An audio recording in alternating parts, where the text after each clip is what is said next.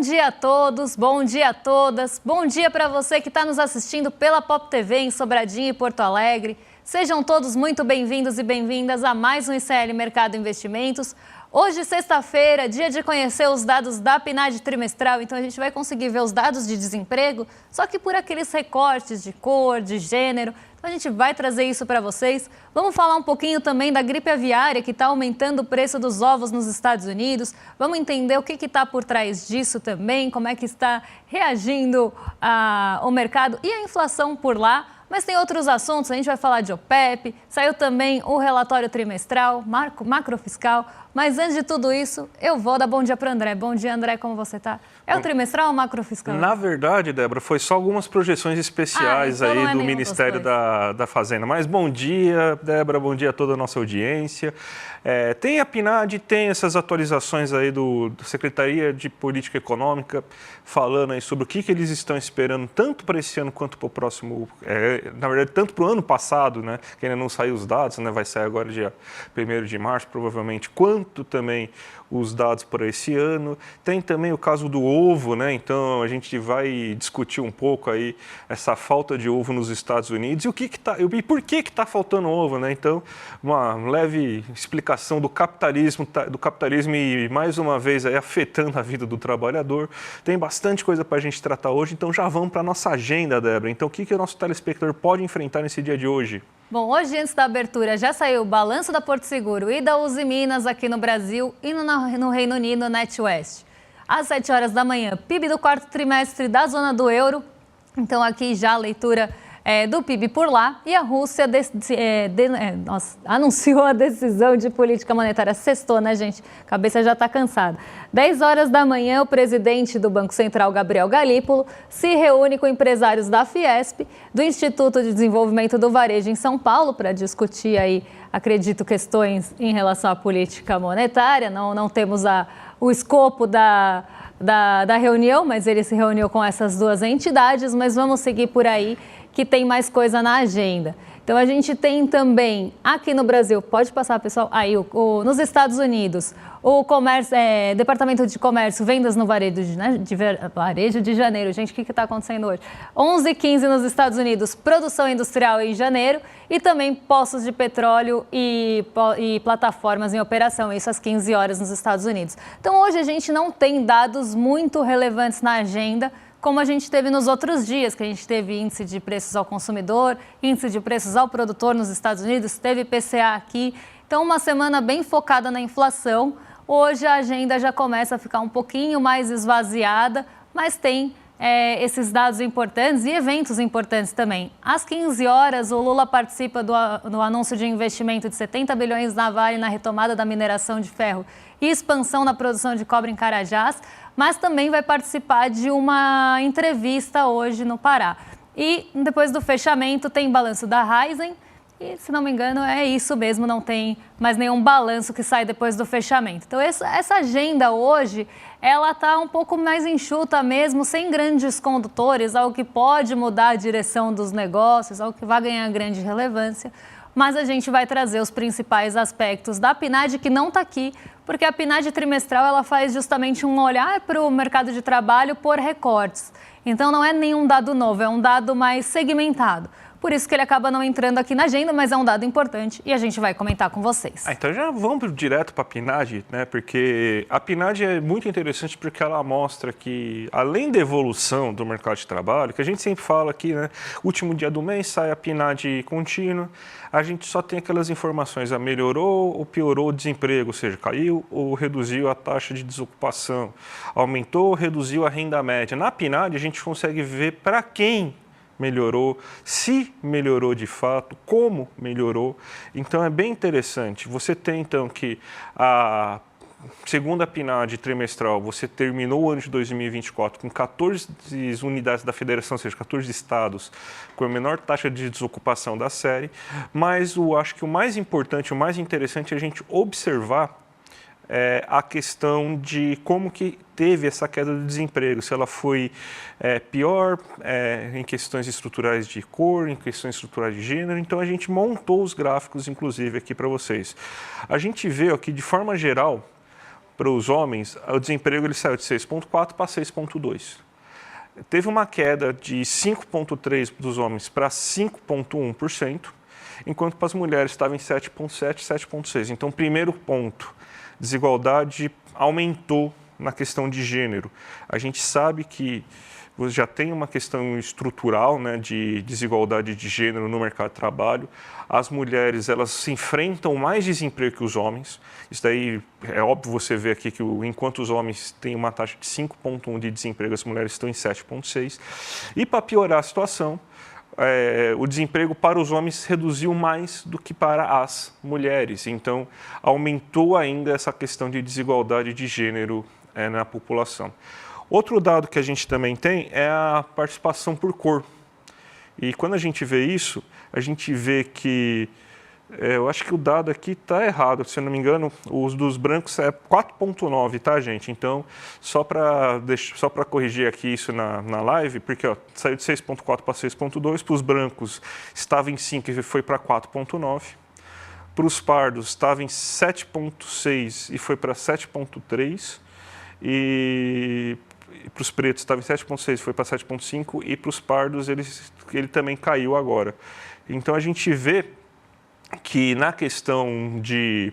Aliás, acho que é até melhor tirar esse gráfico aqui, que ele está com alguns erros aqui. O que aconteceu aqui, André, é que está sem as casas decimais, né? Então, só para passar aqui, entre homens é 5,10 e 5,30, né? Então a evolução é de 5,30 para 5,10. Ah, não, a gente está falando dos brancos, pretos e pardos, né? Desculpa, então é 6,20, 6,40, 4,5, 7,50, 7,5 e 7. Tá. Então a gente vê aí que teve realmente até uma melhora, porque para as pessoas pardas a situação melhorou, né? Então acho que é até bom tirar esse gráfico aqui para a gente não desinformar. O gráfico está errado, acontece, a gente fica tranquilo. Então, a gente tem então que você teve até uma certa melhora, então um pouco mais para as pessoas pardas, e porque o desemprego reduziu menos para as pessoas pretas e menos para as pessoas brancas, para os pardos quase 0,3 pontos percentuais aí de queda. Então é importante esse dado também. Mas a gente ainda vê que é um mercado muito desigual, porque pessoas pretas e pardas enfrentam muito mais desemprego que pessoas brancas. Pessoas brancas estão na casa dos 4,9, enquanto você ainda está na casa dos 7,7, 7,6 para as pessoas pretas e pardas. Então ainda temos um mercado de trabalho muito desigual, que reflete o racismo estrutural da nossa sociedade, reflete o machismo estrutural da nossa sociedade. E mesmo assim a gente também vê outro dado importante, que a gente nem acabou montando o gráfico, mas se a gente pega por renda, a renda de pessoas brancas e homens aumentou mais comparado entre pretos e pardos e também entre mulheres. Então, também aumentou um pouco mais a desigualdade salarial nesse caso. Então, o mercado de trabalho, ele está muito bem, sim, obrigado, só que ele continua com o seu grande problema, que é esses aspectos, essas desigualdades estruturais que a gente tem, Débora. O mercado de trabalho ele enfrenta uma série de desafios aqui no Brasil. Uma delas é em relação a melhorar o índice de desemprego, né? Então, cair o desemprego com melhora da formalidade de renda, então já tem esse desafio que o mercado de trabalho enfrenta sempre, mas a gente tem que pensar em outra coisa.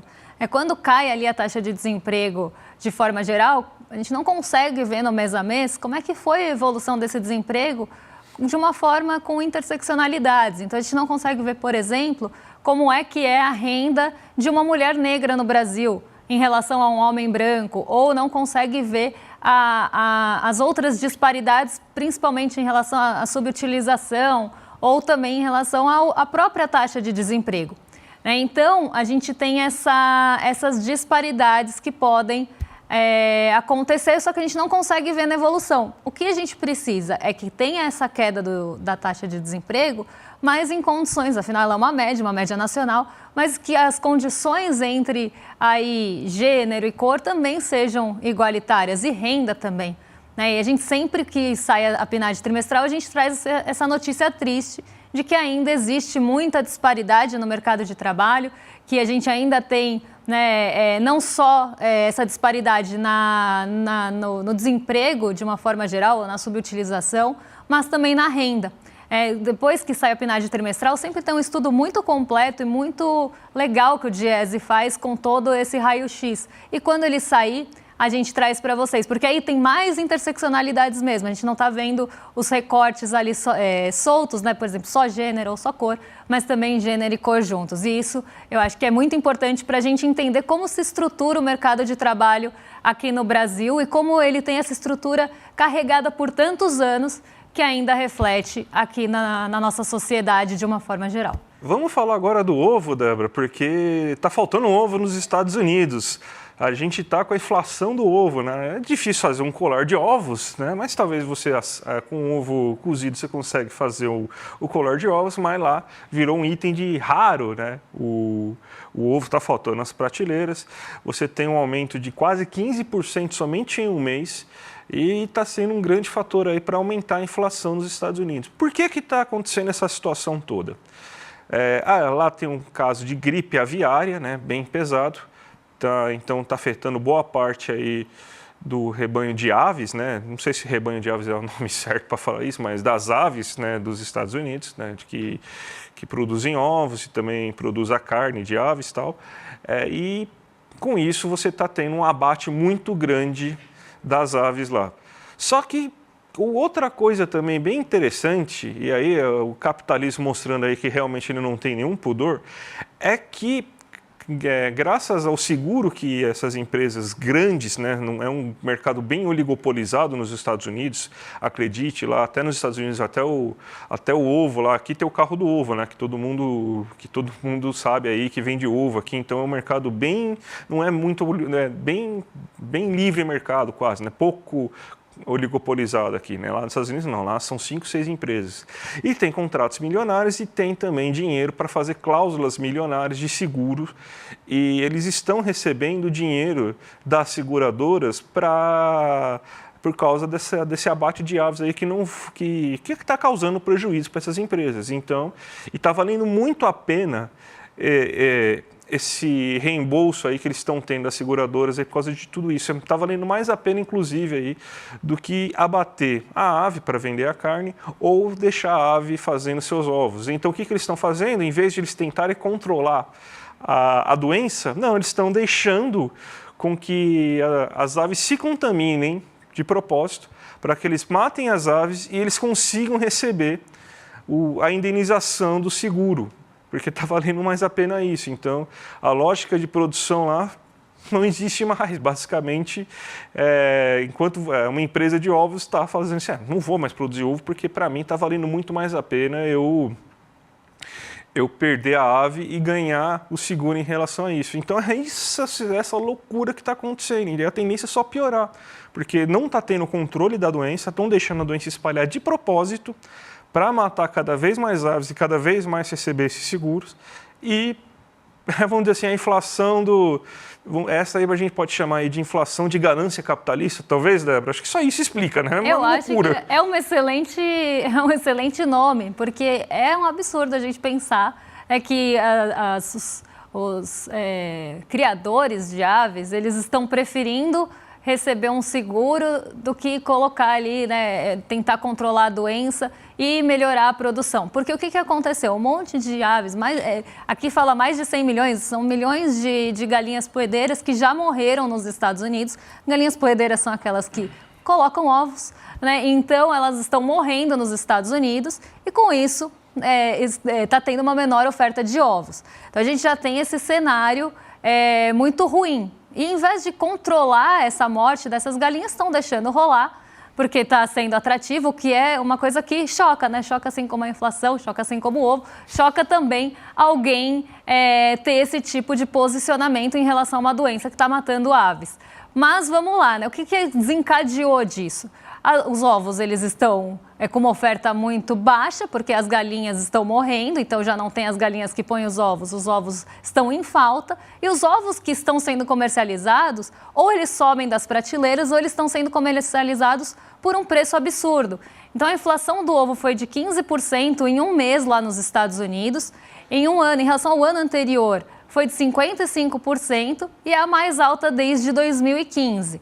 Então, assim, uma situação bem complicada para os estadunidenses que estão enfrentando essa situação com a gripe aviária e deixando rolar também. né, o que assusta bastante. Só para vocês terem ideia, lá nos Estados Unidos tem um lugar que se chama Waffle House, que é tipo um templo do café americano. Até a gente tem um gráfico aqui, não sei se a gente tem aqui, né, que esse é o café dos campeões dos Estados Unidos, né? Então, a Bloomberg fez um gráfico aqui mostrando como é que está a inflação dos itens que eles normalmente consomem no café da manhã. É 0,5% de inflação na maçã, de um mês para o outro, aqui é ante-dezembro, tá? 2,1% do bacon e 15,2% dos ovos. Então, normalmente, o café da manhã aí é baseado nesses 3 itens, como eu falei, café da manhã dos campeões, mas quem sou eu para julgar os hábitos alimentares dos Estados Unidos? Mas vamos lá, eles têm esses itens muito consumidos. E a Waffle House é uma casa, um templo lá de café da manhã. E eles estão cobrando uma taxa de 50 cents, tipo um pedágio do ovo, para quem quiser consumir um prato que vá ovo. Então a gente começa a ver umas distorções mesmo acontecendo, né? Pedágio do ovo, a dúzia do ovo lá chegou a ser negociada a $7,32. Então a gente vê que está com uma situação bem discrepante de outros momentos, né? O ovo solto também sendo vendido solto por um preço absurdo, às vezes mais do que 50 cents, que seria quase aí o preço da dúzia. Então, a gente vê esse tipo de situação acontecendo, as pessoas não tendo esse item no supermercado, ele está em falta, inclusive tem alguns mercados que eu vi fotos em Chicago, que saiu nessa mesma matéria da Bloomberg aqui, que mostra que tem um aviso, olha, o ovo está limitado ou não temos ovos, então já estão colocando nas prateleiras esse tipo de anúncio e ninguém está tomando muita providência em relação a isso, justamente pelo que o André já explicou. E aí quem acaba pagando, né, e ficando com o prejuízo, não só o prejuízo, mas sem o acesso, porque às vezes fica muito caro, ou ainda tendo, né, a consequência de tudo isso é o consumidor, que acaba sendo prejudicado, enquanto os grandes oligopólios granjeiros estão embolsando o dinheiro do seguro. E aí a gente vê, né, como é que funciona o capitalismo e para quem sempre estoura o lado da corda. Então está uma situação bem complicada lá. Claro, a gente tem toda essa parte da inflação da gripe aviária que aconteceu, então é importante, inclusive, a gente entender de onde ela vem e qual o cerne dessa questão, porque ontem a gente falou de inflação nos Estados Unidos e não deu tempo. Mas é uma situação que vem sendo muito comentada por ser algo que realmente entrou aí no radar e surpreendeu as pessoas, tanto aqui como no mundo. Então a gente trouxe para explicar um pouquinho para vocês entenderem como é que está essa situação por lá. Mas vamos voltar para o Brasil, né? Vamos voltar para o Brasil porque tem o PIB, né? Aliás, projeções do PIB, né? Porque a Fazenda fez um estudo, né? O estudo saiu pela Secretaria de Política Econômica, falando aí sobre novas projeções para PIB, para inflação e tudo mais. Aí não saiu nenhum documento, saiu mais um PowerPoint aí que foi apresentado ao público e já falando aí sobre o que ele espera para esse ano e para o próximo ano. A gente tem o gráfico, inclusive, para mostrar para vocês aqui sobre o que ele está esperando. Esse ano se espera um crescimento de 3,5%, ou seja, não foi alterado a projeção do último boletim macrofiscal, né, que foi a última vez que a Fazenda deu uma projeção oficial.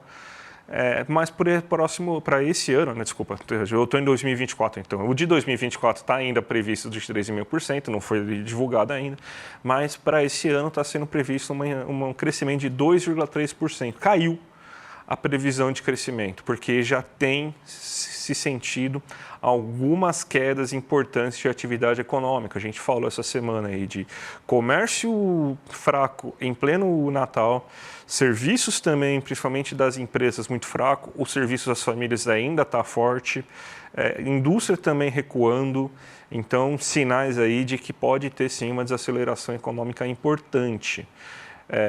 E o que a gente vê é que se espera muito da agropecuária para o ano que vem. A agropecuária teve um ano difícil aqui no Brasil. Se espera, inclusive, que 2024 tenha uma queda do PIB agropecuário de 3,2%. A gente sabe aí que teve ondas de calor, colocaram fogo no Centro-Oeste, Rio Grande do Sul com as enchentes, então foi um ano aí que o setor do agro aí penou, né? Quem diria, né? As consequências, eles estão sofrendo as consequências dos próprios atos, mas aí é assunto para outro dia, mas você teve essa queda aí de 3,2% esperada para o próximo ano, para esse ano, na verdade. Se espera uma retomada bem interessante aí da agropecuária que vai chegar até 6%. Para a indústria, esse ano se espera aqui que a gente tenha, então, um resultado de 3,4%, uma alta, né? Bem interessante aí da indústria, né? Talvez seja uma melhor alta desde os anos 2010, mais ou menos, então um bom resultado industrial esse ano. E você já tem uma desaceleração industrial para 2,2%. Caiu também a expectativa, estava um pouquinho mais alta a expectativa da indústria, porque Selic muito alta, a atividade econômica deve sofrer com essa Selic nesse momento tão turbulento, com essa Selic tão elevada nesse momento. Tem gente aí que está começando a chiar, então o setor produtivo chiando, até algumas vozes, mesmo que isoladas do mercado financeiro, estão começando a achar que está meio absurdo mesmo essa Selic tão alta. E a gente tem aqui também o setor de serviços, que deve fechar o ano em 3,7%, mas o próximo ano com um crescimento bem menos, bem mais desaquecido, né? Um crescimento só de 1,9%, e também teve queda na projeção. Então, o que acontece? Mesmo com esse terceiro trimestre esse quarto trimestre um pouco mais desaquecido, vamos dizer assim, o Ministério da Fazenda ainda acredita nos 3,5% que estava programado. Até porque você não precisa de muita coisa, o acumulado no ano está em 3,3%. Então, o crescimento baixo do último trimestre já garante esses 3,5%. Mas para o próximo ano ele já começa a rever as projeções e começa a acreditar que a desaceleração vai ser mais forte do que estava programado. A Selic vai bater com muita força na economia brasileira, já está dando seus primeiros sinais e pode gerar grandes problemas aí para o futuro, Débora. Aqui a gente vê, né, que esse ano de 2025 a gente volta a ter o peso da agropecuária que a gente não teve no ano passado, né? Teve a queda aí da projeção da agropecuária. Agora a gente volta a ter uma projeção mais positiva para a agropecuária e a economia urbana ali já sofrendo. E a gente sabe que é aí justamente que a Selic vai atuar. Mas vamos falar do nosso último assunto que eu fiquei devendo de ontem para vocês, que é o relatório da OPEP em relação às projeções também, né, as previsões para a demanda e para a oferta de petróleo aqui no mundão, né? E a gente vê que teve uma mudança na demanda por petróleo. Então, a OPEP, ela está prevendo ou está esperando, né, estimando que a gente tem um aumento da demanda global por petróleo. Quando a gente olha, por exemplo, a OCDE, boa parte dessa variação anual de 0,11 aqui vem dos Estados Unidos, tá? Então, a expectativa é que os Estados Unidos tenham uma alta maior na sua demanda, inclusive em relação a outros países. Ele está puxando praticamente sozinho essa alta,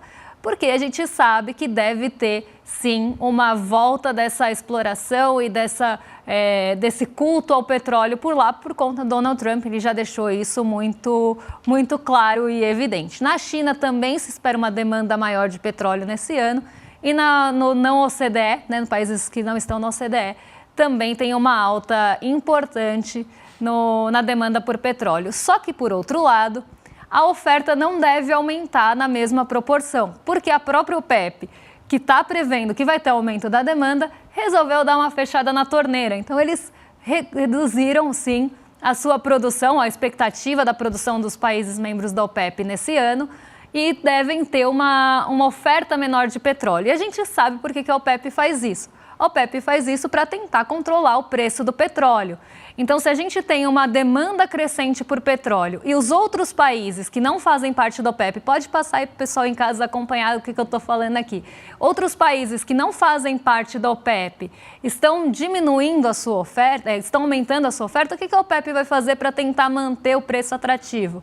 Vai diminuir a oferta. Então, enquanto a gente vê países que não participam da declaração de cooperação da OPEP, porque agora eles dividem dessa forma, países que pertencem à OPEP, países que não pertencem à OPEP, mas fazem parte da declaração de cooperação, e os países que não fazem parte. Quem deve aumentar a oferta global? Os países que não fazem parte da declaração de cooperação. Por outro lado, a OPEP, então, deve dar uma segurada na sua produção, tanto na produção OPEP como os que participam da declaração de cooperação devem diminuir e cortar um pouco a oferta de petróleo. Então, eles projetam uma demanda em alta e, ao mesmo tempo, seguram a oferta. E isso é para mexer com o preço do petróleo, que acabou caindo um pouco nesses últimos tempos, com expectativas, e eu falo isso sempre com muito pesar, tá, gente? É até difícil falar, mas expectativas de melhora, de algum andamento no Oriente Médio, de resolução ou de resolução na Rússia e Ucrânia, fazem com que o petróleo caia. Então, a OPEP está, de uma certa forma, até artificial com sua oferta, tentando manter o preço mais alto, porque esses outros fatores vão aliviar a pressão no preço da commodity. A gente sabe que a OPEP tem todo o interesse que o preço continue alto. Tem um outro gráfico interessante aqui, que devem ser os países que vão impulsionar o crescimento da oferta nesse ano de 2025, países que não participam da declaração de cooperação. Os Estados Unidos, em primeiro lugar. Então, os Estados Unidos devem ser protagonistas dessa oferta de petróleo nesse ano, e a gente sabe muito bem por quê. E por isso, os estoques de petróleo, os poços em operação, eles acabam ficando mais em evidência agora na agenda semanal ou na agenda diária aqui, porque está todo mundo olhando para quanto os Estados Unidos vão produzir de petróleo. A gente sabe que essa vai ser uma diretriz do país a partir de agora, e a gente sabe todas as implicações climáticas e todos os acordos climáticos que estão sendo rasgados em relação a isso. O segundo país que tem... Pode voltar lá, gente, estava certo. O segundo país que tem a perspectiva de maior oferta é o Brasil, em seguida o Canadá e depois a Noruega. Então aqui a gente vê os Estados Unidos tomando essa frente e disparado em relação aos outros países. Débora, vamos chamar a nossa audiência antes de sexta para lembrar que a aula de ontem foi maravilhosa, né? Foi uma aula incrível ontem, essa aula inaugural da nossa pós de CL, né? A gente teve milhares de pessoas acompanhando aí, o Gessé, o Renato Giannini e o Eduardo aí nesse debate para a gente conseguir entender as raízes da desigualdade aqui no Brasil. Entender também como a extrema-direita se